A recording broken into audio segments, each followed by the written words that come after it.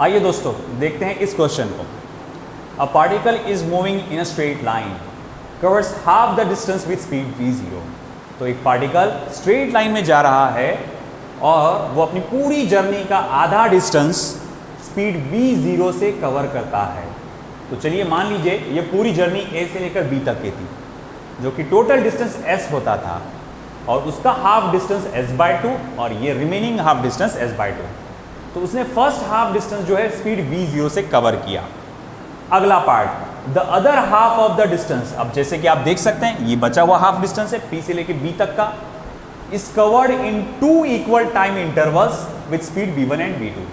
इसने रिमेनिंग आपका जो पोर्शन है जर्नी का 2 इक्वल टाइम इंटरवल में कवर किया। मान लीजिए वो P से लेकर Q तक के गया टाइम T में, और Q से लेकर B तक के भी गया टाइम T में। यहाँ इसकी स्पीड v1 थी और यहाँ इसकी स्पीड कितनी थी बेटा, v2 थी।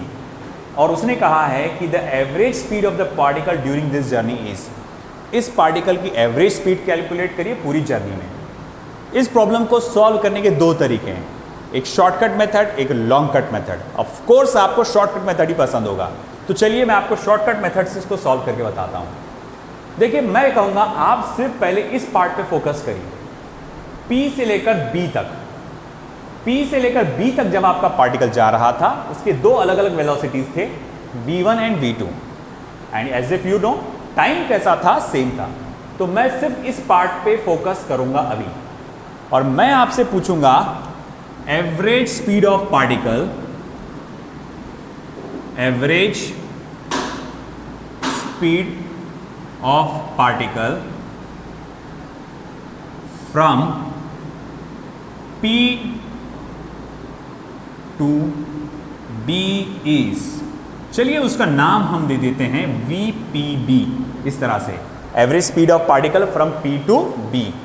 अब बेटा जैसे कि आप देख सकते हैं कि ये जर्नी में क्या है, बोले ये जर्नी में तो टाइम इक्वल है। अगर आपको कुछ याद आया होगा कि किसी जर्नी में अगर टाइम इक्वल होता है तो हमारे एवरेज वेलोसिटी का फॉर्मूला होता है v1 प्लस v2 अपॉन 2। तो मतलब P से लेकर B तक एवरेज वेलोसिटी कितनी आएगी, v1 plus v2 divided by 2। हम इस बात को याद रखेंगे इक्वेशन नंबर 1। चलिए अब हम फोकस करते हैं अब पूरे इस पोर्शन पर। मान लीजिए A से लेकर P तक वो कितनी वेलोसिटी से गया, v0। P से लेकर B तक वो कितनी वेलोसिटी से गया, तो VPB उसकी एक एवरेज वेलोसिटी है। और जैसे कि आप जानते हैं यहाँ और यहाँ आपका जो डिस्टेंस कवर्ड है वो कैसा है, सेम है। तो चलिए अब मैं बोलूँगा अब आपका एवरेज वेलोसिटी क्या आएगा, देयरफॉर एवरेज वेलोसिटी, या फिर आप स्पीड भी बोल सकते हैं, of particle from A to B is. तो एवरेज स्पीड का फॉर्मूला क्या बनेगा, तो 2 times velocity from A to P multiply by velocity from P to B upon velocity from A to P plus velocity from P to B, है ना। Velocity from A to P क्या है, तो A से लेकर P तक की velocity है v0। तो चलिए हम लिखते हैं उसको। तो therefore average velocity is equals to 2 times of A से लेकर P तक की वेलोसिटी क्या है, तो वो कहेंगे आप v0 है। P से लेकर B तक की वेलोसिटी क्या है, वो तो एवरेज वैल्यू आ चुकी है, v1 plus v2 divided by 2 upon, अब VAP और VPB को ऐड करना है, यानी कि v0 plus v1 plus v2 divided by 2। ये 2 और ये 2 तो हो जाएगा कैंसल। चलिए इसे अब क्रॉस मल्टीप्लाई करिए, v0 v1 प्लस v2, इसको इधर करो cross multiply, 2v0 plus v1 plus v2 divided by 2। अब ये 2 चला जाएगा ऊपर, that equals to twice of v0 v1 plus v2 upon twice of v0 plus v1 plus v2।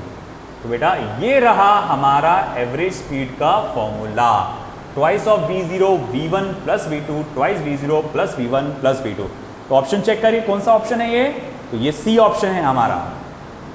I hope आपको समझ में आया होगा। हमने पहले सिर्फ P से B तक के पोर्शन पे फोकस किया जहां टाइम इक्वल था। हमने इस पार्ट पे फोकस करके इस पार्ट की एवरेज वेलोसिटी निकाले।